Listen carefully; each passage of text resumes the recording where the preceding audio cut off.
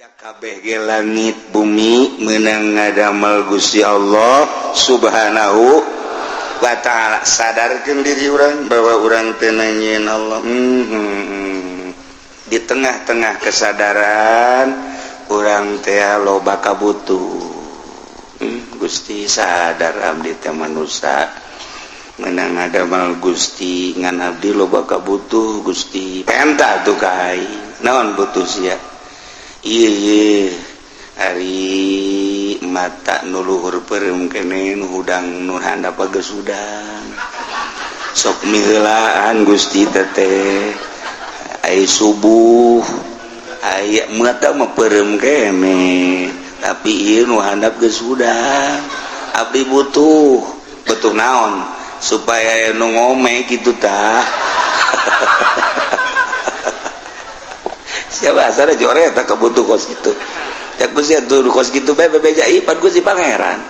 atuh gitu kan kayak aing dikiriman asal jangan ngadoa ka aing tuh kan ngadoa surang keur kieu we butuh Gusti kunaon aya aing nu endeuh di hareupan mah awewena jang uma-ome ka abdi ngan ieu modal abdi sadar abdi ge ngadamel Gusti ieu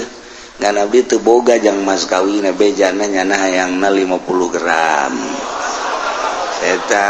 abdi malah sugan aya nu sugih pae aju hartana dikaabdikeun jakeuna teh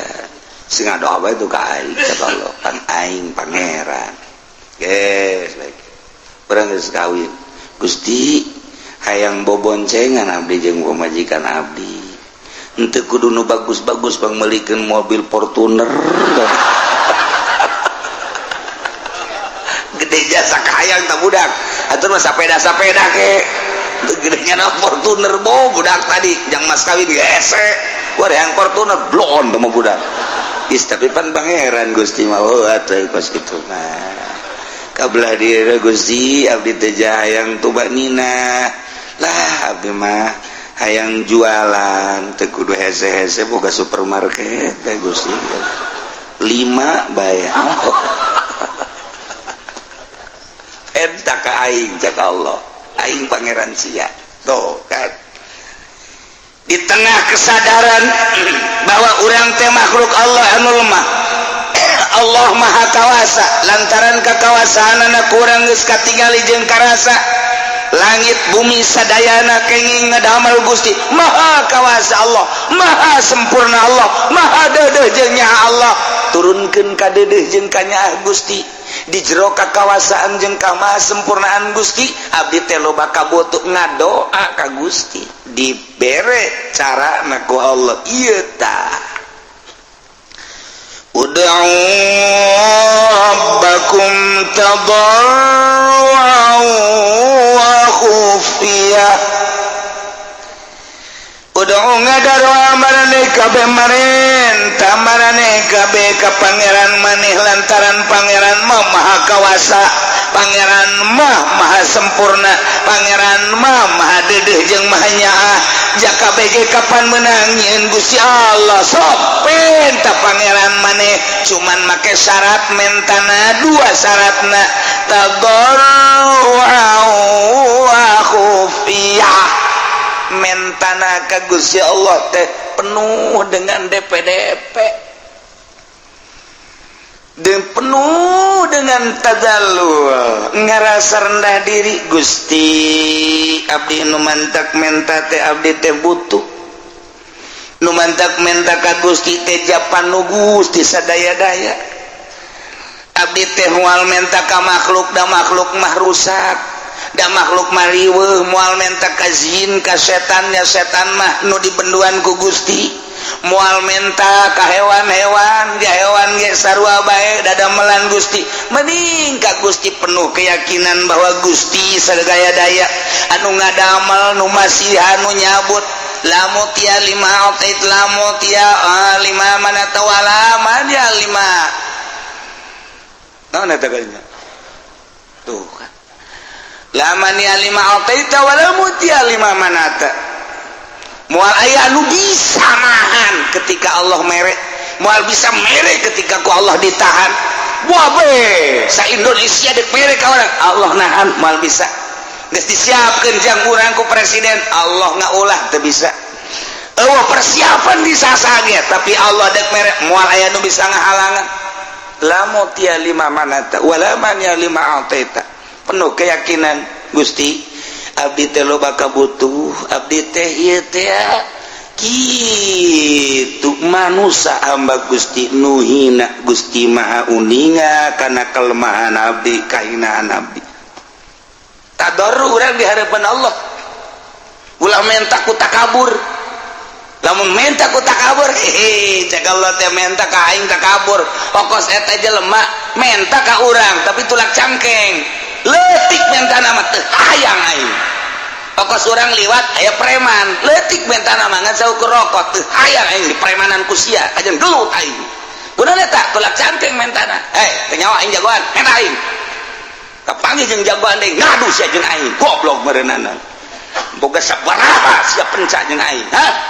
dan beres ya padahal mah mentana ngan rokok doang kulantaran di premanan takabur teh aya tapi aya jelema Pak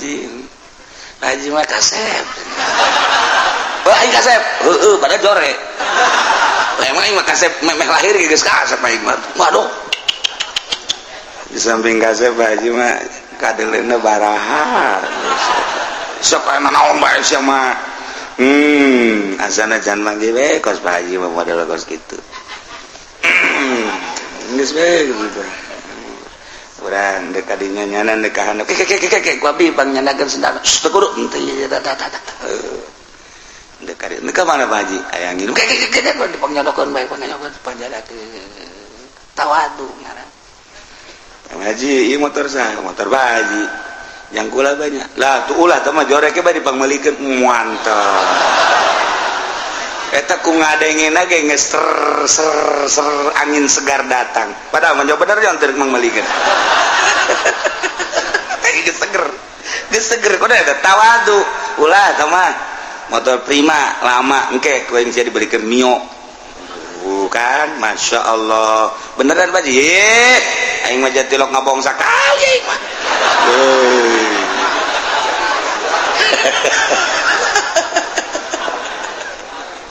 aku tawadu tapi preman mah orang liwat disetau ku preman rokok batur sieun kasih aing satungtung nyawa aing aya di awak aing nempel kenek heula aing kudu premanan kasih kusia kunaon eta leutik sekedar rokok cuman mentana bari tulak cangkeng preman ieu lamun sopan mah Pak Haji juga teh saha serinya ieu lah kalau waktu kieu bae sia keron dia lah tuh kula masa kiayana bae Pak Haji eta naon eta rokok ji bola oge sih yang saya ngarokok aya tah sopan masalah sopan tah anak buah di sabaraha anak buah tuh loba di tugangan kula aya meureun 20 mah tah duitna tah ngeunaheun eta ngeunaheun sanajan di premanan tapi nyara sopan kan ngeunaheun eta ngaranna preman boga etika aku bah gitu tapi lamun langsung rokok atuh keulanan kudu mere rokok kasih lain teu boga jeung lain teu barahan cara tuh eta keur cara ka manusia mata ka Allah ge Gusti bere atuh abdi pan Gusti mau sogi sia meta kos kitu apa cak Allah teh balik bere ku aya gitu ku ge jak ka manusia bae di premanan teh orang premanan ka Allah Gusti pan abdi mah ieu jagoan masa teu dibere ku Gusti tolol meureun cak pangeran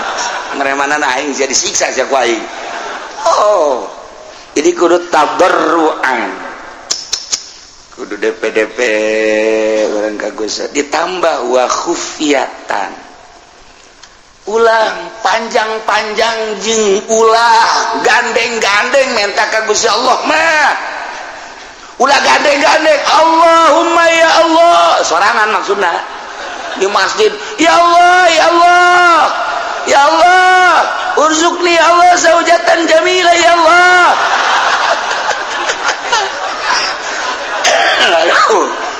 teh kudu gandeng-gandeng cek Allah aduh yang meminta pemajikan gandeng amat sih teh kudu ya ya Allah urzuqni zaujatan jamilah wa kabiratal farji ya Allah.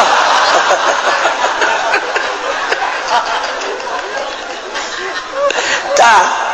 eta teh ulah kos kitu barang dibere mah ku Allah deui gede bobogaanan. Jangan doapan bener teh. Wah yang gede barang dibukakeun bu beak teh moal sih. Emang apem. Saya macam-macam baik. Tah dibere urang konsep ku Gusti Allah udao entah kumaneh. Rabbakum pangeran maneh aing ka Gusti Allah. Sebab sia nangieun aing, langit nangieun aing, bumi nangieun, gunung nangieun aing, laut nangieun aing.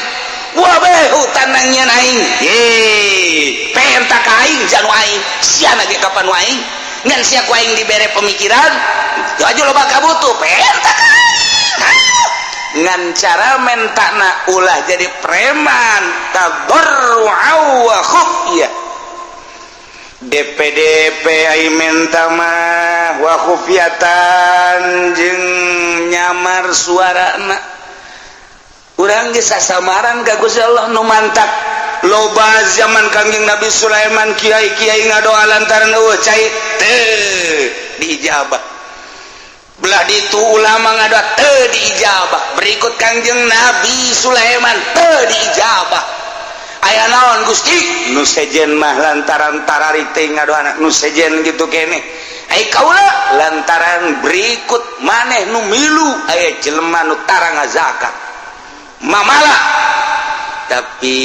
balik bae balik maneh ke hamba aing aya anu keur ngadoa balik ka Kanjeng Nabi Sulaiman balik Kanjeng Nabi Sulaiman kadenge ku Kanjeng Nabi Sulaiman ya hamba apanya nama ngadenge hewan-hewan keur kieu beng ngelengis bang dia sirem jo sirem ye keur ngadoa insyaallah cek Kanjeng Nabi Sulaiman sirem kena kula ngadoa ka Gusti ya supaya turun hujan coba ngadoa kakarak ngangkat leungeun doang kakarak Allahu ru'uf geus ngumpul kabeh Kanjeng Sunan pohara pati sireum. Wari sireum. Sakarat ya Allahumma. Ngadoa deui ge lalaunan di jero hate. Cek Kanjeng Sunan umbat itu ngadana. Isin ka Gusti mah teu kudu umbat-umbat nyaho. Cek sireum di jero hatena abdi onaman Gusti teu butuh cai. Abdi onaman Gusti makhluk nu hina. Abdi onaman Gusti lah sapira abdi tapi Gusti ngadamel hamba-hamba Gusti nu marulia nu ngabutuhkeun cai abdi mah ngadoa ge sanes kanggo abdi kanggo hamba Gusti nu rek wudu nu rek mandi nu rek ibadah ka Gusti nyangakeun sadaya-daya ka Gusti kabutuhanana di jero hate brung teu hujan Kanjeng Sulaiman jedeg ele aing Gusti sireun Masya Allah